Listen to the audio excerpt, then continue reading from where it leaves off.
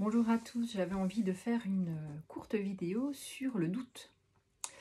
Alors pour avoir déjà formé, pour ceux qui ne me connaissent pas, donc je suis formatrice en technique énergétique pour les humains, pour les animaux. Et donc dans mes stages et mes formations, je remarque que, peut-être même quasiment 100%, allez on va dire 98% des personnes qui viennent à mes stages doutent énormément. Beaucoup de doutes et du coup qui créent énormément de tergiversations mentales. Et puis j'observe que il y a une croyance assez répandue en fait, presque inconsciente, qui fait que on penserait que quand on doute et quand on a tout un tas de mouvements comme ça au niveau du mental, ça peut nous empêcher d'avoir accès alors notamment à des perceptions extrasensorielles. Alors c'est beaucoup le cas en communication animale, parce que du coup quand je forme en communication animale, on n'a aucun outil palpable pour venir vérifier en fait ce qui a été capté. Il n'y a qu'au moment de l'échange après avec le gardien humain de l'animal qu'on peut avoir un retour sur pourquoi est-ce qu'on a reçu telle ou telle information. Et là en fait viennent vraiment se créer énormément de doutes parce que le mental en fait est dans un espace où il n'a pas la possibilité de venir vérifier en fait ce qui s'est passé pendant le temps de la communication. Et du coup, j'observe que dans comme ça tout ce qui est chemin spirituel, on peut avoir énormément de doutes. Et ça peut faire très peur. Alors déjà, dans ce que j'observe dans les formations, le doute et les tergiversations mentales n'ont jamais empêché aucun participant d'avoir accès à des perceptions extrasensorielles. C'est-à-dire que ça, c'est vraiment quelque chose que j'ai observé tout le temps. J'ai formé maintenant des centaines de personnes et à chaque fois, ça n'a absolument pas été un empêchement de pouvoir pratiquer et de pouvoir ouvrir les perceptions. Alors ça me semble être quelque chose d'important parce qu'on peut être en permanence en train de se dire oui mais là je suis pas assez calme mentalement ou bien là du coup comme j'ai peur ou comme je doute du coup ça va être n'importe quoi, mais c'est absolument pas relié. C'est-à-dire l'espace du mental du doute n'empêche absolument pas, en tout cas dans la façon que j'ai de transmettre, c'est ce que j'ai remarqué, c'est que ça n'empêche absolument pas la communication et donc les perceptions et les connexions de se faire. Donc ça c'est une première chose, c'est vraiment de sortir de la croyance que le mental ou les doutes sont un empêchement de pouvoir pratiquer, parce que c'est absolument pas le cas. En tout cas dans ce que je vérifie vraiment dans les formations, ce n'est pas le cas. Et ensuite pour moi il y avait quelque chose aussi de vous transmettre par rapport aux doutes, où souvent on le voit comme quelque chose de négatif, de contractant, et ça c'est vraiment relié à quelle vision et quel regard on pose sur le doute. Alors moi j'ai un autre regard du coup sur le doute euh, qui amène des questionnements positifs pour le coup. Souvent ce que je dis à mes participants quand ils ont vraiment des gros doutes, je dis mais est-ce que tu peux changer ton regard sur le doute? Par exemple, si demain je vous demande d'aller mettre des prospectus dans les boîtes aux lettres, est-ce que tu vas avoir des doutes? Oh non, pas du tout. Et tout le monde me dit non, pas du tout.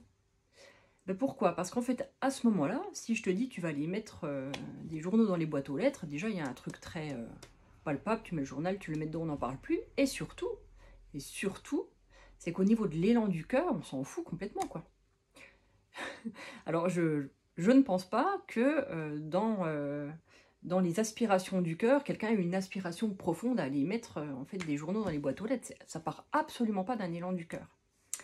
Et du coup, ce que j'observe, c'est qu'il ne peut y avoir de doute que là où il y a un élan du cœur et une aspiration de l'âme à vivre ça.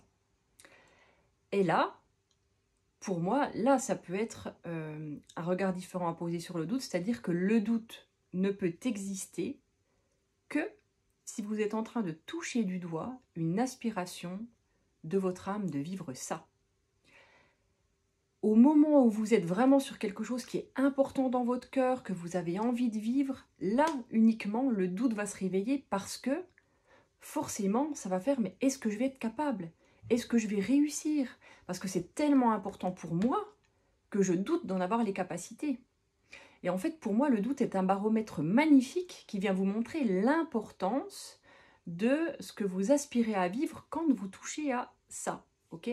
Donc au moment où vous allez vous mettre en action, avoir envie de vous mettre en action pour quelque chose, plus il va y avoir de doutes, plus c'est un baromètre d'importance pour vous de faire ça. Et plus il va y avoir de peur. Ok? Alors, ça peut être un petit peu de vous dire, mais alors en fait, comment on fait? Parce que du coup, s'il y a plein de doutes puis de la peur, je pourrai jamais. Ce n'est pas un empêchement. La peur et le doute ne sont un empêchement de vous mettre en action que si vous avez la croyance que ça va vous empêcher. Parce qu'en fait, c'est faux. On peut tout à fait avancer en ayant des doutes, en ayant des peurs, et y aller quand même et voir ce que ça donne. C'est ça qui est important. C'est que pour moi, la peur, le doute peuvent être une force transformatrice à partir du moment où on les voit de façon positive. C'est-à-dire, s'il y a plein de doutes, c'est que vous avez un élan du cœur pour ça énorme. Et alors peut-être vous aurez un travail à faire, effectivement, de parties de vous qui sont complètement en manque de confiance, parce qu'il y a des blessures antérieures qui empêchent de pouvoir avancer là-dessus. Mais dans 90% des cas, moi ce que j'observe dans mes stages et dans mes formations, c'est que quelle que soit l'intensité du doute ou de la peur, si juste on observe que ça vient se réveiller au moment où c'est un élan du cœur, à ce moment-là, on comprend beaucoup mieux pourquoi c'est là, et du coup, ce n'est absolument pas un empêchement d'y aller quand même. Et je vérifie vraiment dans les stages que, même s'il y a beaucoup de doutes et peurs, ça le fait quand même, en pratique. Donc, changez de regard sur le doute. Utilisez-le vraiment comme un baromètre de qu'est-ce qui vous tient à cœur, et dites-vous que c'est normal d'avoir peur. Dans tous les grands changements, dans toutes les grandes ouvertures, on a peur, parce qu'en fait, on va vers quelque chose d'inconnu. On sort de notre zone qu'on appelle zone de confort, que moi j'appelle zone de sécurité plutôt, et du coup on va se confronter à mais est-ce que vraiment j'ai la capacité de? Mais en fait si vous ne mettez pas en action, vous ne le saurez pas.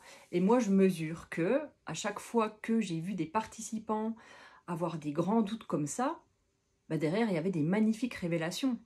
Parce qu'en fait si on ose y aller, on se rend compte que là où on a un élan du cœur, c'est forcément qu'on a le potentiel derrière. On n'a pas d'élan du cœur, l'âme elle n'aspire pas à vivre quelque chose là où elle n'a pas le potentiel. Voilà. Donc partout là où vous allez avoir de grands doutes, voire aussi derrière de grandes peurs, il y a un grand élan du cœur, et l'élan du cœur ne peut pas venir d'ailleurs que d'une aspiration de l'âme. Et l'âme ne peut aspirer à manifester que là où elle a un potentiel. Donc, osez, servez-vous du doute comme un baromètre, et vous allez voir, ça va changer votre vie. Je vous embrasse, à bientôt.